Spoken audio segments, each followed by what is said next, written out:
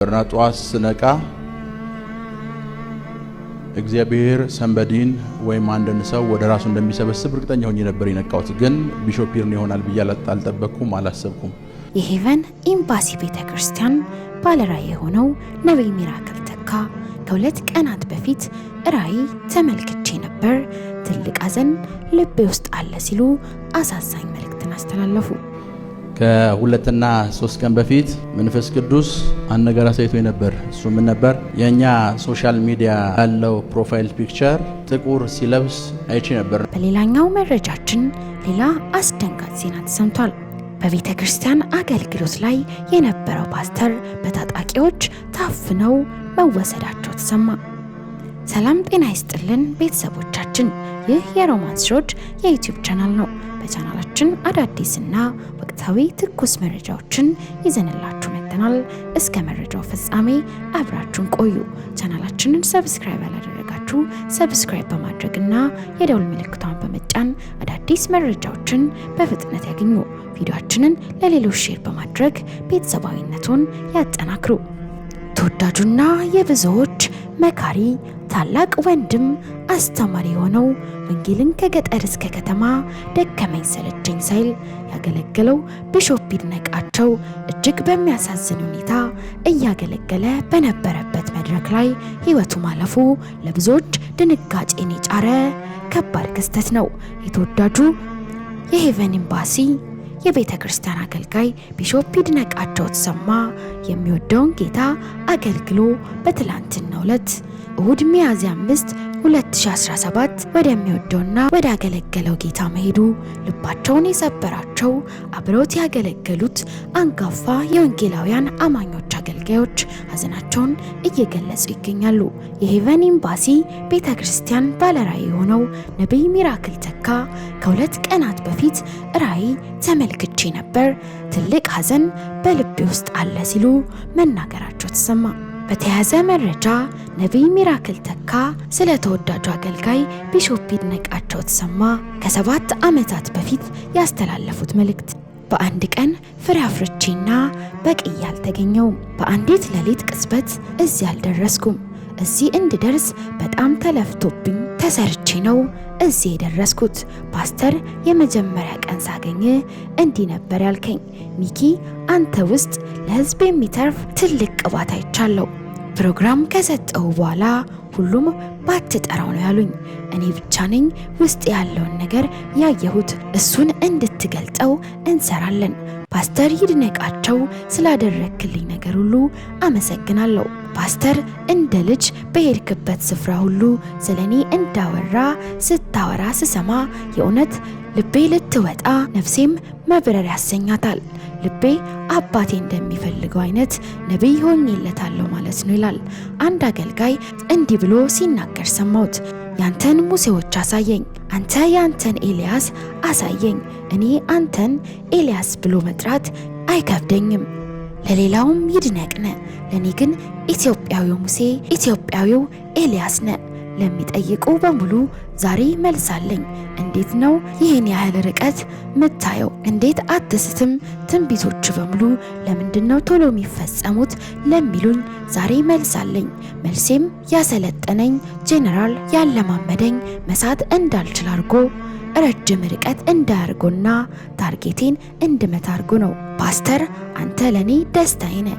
ባሰብኩ ቁጥር የነገርከኝ ያወራኸኝና የመከርከኝ ትዝ እያለኝ ኃይሌ ይጨምራል። እንደ ታላቅ የእግዚአብሔር ጄኔራል አንድ ወጣትና ድፍረት የተሞላ ፍርሃት የማያውቅ ለጌታው ለአባቱም ታማኝ የሆነ ወታደር አበርክተሃል።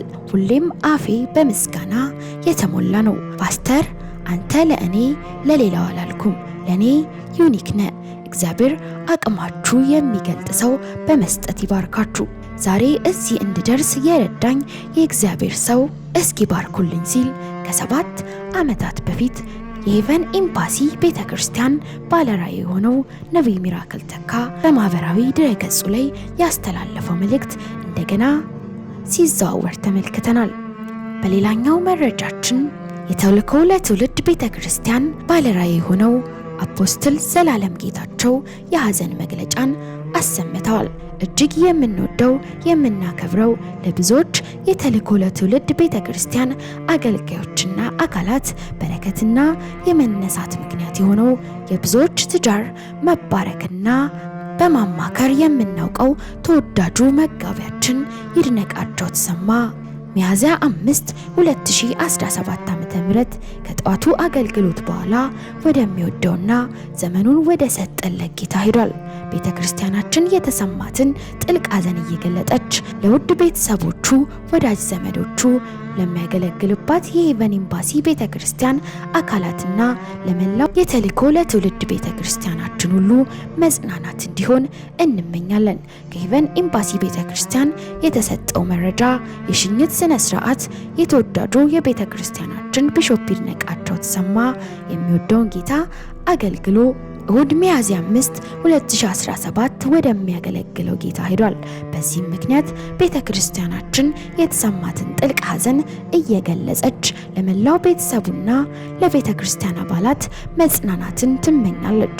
የተወዳጁ ቢሾፕ ይድነቃቸው ተሰማ የሽኝት ፕሮግራም ሰኞ ሚያዝያ 6 2017 ከማለዳው 1 ሰዓት በአዲስ አበባ ሄቨን ኤምባሲ ቤተክርስቲያን አዳራሽ እንደሚሆን ተገልጿል። የቤተ ክርስቲያን አባላት፣ አገልጋዮች፣ ወዳጅ ሁሉ ነገ በሚደረገው የሽኝት ስነ ስርዓት እንድትገኝ ስትል ቤተ ክርስቲያን አሳስባለች። ክብር ለኢየሱስ ይሁን። ጌታ መልካም አባትና አምላክ ነው። በህይወት ውስጥ የእግዚአብሔርን ፍቃድ የሚበልጥ ነገር የለም። ወደዚህ ፕሮግራም ስመጣ በብዙ አይነት ሁኔታ ውስጥ ሆኜ ነው የመጣሁት። ለዛ ነው የእግዚአብሔር ጸጋ እንዲረዳኝ ለረጅም ታይም ስጸልይ የነበረው። ለዛ ሚኮስ በብዙ ለቅሶ የልብ ስብራትና ሐዘን ውስጥ ነው የመጣሁት። ከ2006 ዓመተ ምህረት ጀምሮ ላለፉት 11 እና 12 ዓመታት ለመጀመሪያ ጊዜ መድረክ የሰጠኝ እንደ አባት የምቆጥረው፣ እንደ ታላቅ ወንድም የምቆጥረው፣ እንደ መካሪ የምቆጥረው፣ እንደ ብዙ ነገርን የምቆጥረው ከፕሮፌት ኤንጅል ቀጥሎ እንደ መንፈሳዊ አባቴም ጭምር የምቆጥረው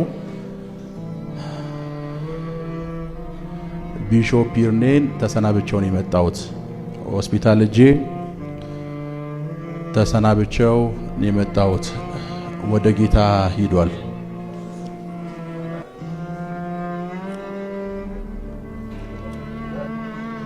ከሁለትና 3 ቀን በፊት መንፈስ ቅዱስ አንድ ነገር አሳይቶኝ ነበር። እሱ ምን ነበር?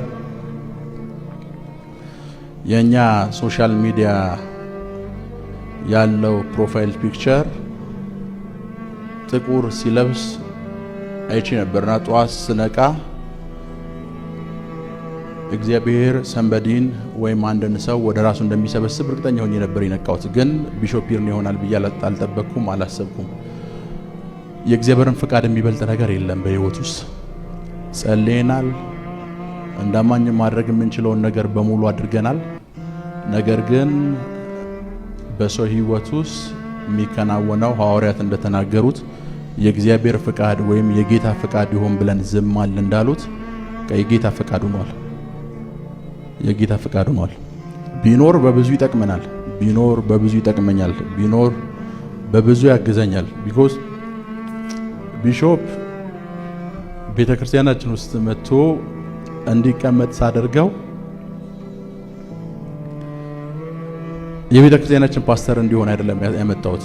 በቃ ለዚች ቤተክርስቲያን አባት ሊሆን የሚችል ሰው ቤተክርስቲያን ውስጥ መንፈሳዊ አባቴ ዚምባብዌ ነው ያለው፣ ቤተክርስቲያን ውስጥ በአካል መኖር አለበት ብዬ ነው ያመጣሁት። ለዛ ነው ቢሾፕ የሚል ኦፊስ ቤተክርስቲያናችን ውስጥ ክሬት አድርገን እሱ እንዲቀመጥ ያደረግነው። በጣም ጌታን የሚወድ ትሁት፣ ለኔ ማድረግ ሲተጋ የነበረ ሰው ነው። ከዚህ በላይ ማውራት አልችልም። ጌታ ዘመናችሁን ይባርክ። በነገር ሁሉ ተከናወኑ። አሁን ለራስ ወደ እሱ ነው የሚሄደው። እሱ ወዳለበት ስፍራ ሄጄ ቤተሰቦቹ ማጥናናት አለብኝ። ካላየው አይሆንም ብያቸው ሆስፒታል ድረስ ሄጄ አይቼ ተሰናብቼው። በህይወታችሁ ውስጥ ብዙ ሐዘን አውቃለሁ፣ ብዙ አዘናቃለሁ። እግዚአብሔር ልቤን አጠንክሮት ልቤ ጠንካራ ነው። ላይክ ምንም ነገር ቢፈጠር የማይደነግጥ ምንም ነገር ቢፈጠር ብዙ ሀዘን የማይሰማኝ አይነት ሰው ነኝ። ቢኮዝ በህይወት ውስጥ ብዙ ነገር ስላየሁ ማለትም እድሜ ትንሽ ነው አውቃለሁ። ብዙ ሊባል የሚችል ነገር በህይወት ውስጥ ስላየሁ በጣም ብዙ ሊባል የሚችል ነገሮችን በህይወት ውስጥ ልብ ሰባሪ የሚባሉ ሁኔታዎችን በሙሉ በህይወት ውስጥ አይቻለሁና ብዙዎችን በእግዚአብሔር ጸጋ አልፌያለሁ እና ወደዚህ መጠለስ ውስጥና ለራሳት ከብዶኝ የነበረው ለአእምሮዬ የቢሾፕ ይርኔን መሞት ተባረኩ።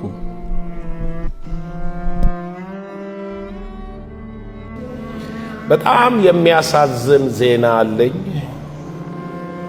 በጣም ነው ያዘንኩት። በጣም ነው የሚያሳዝነው።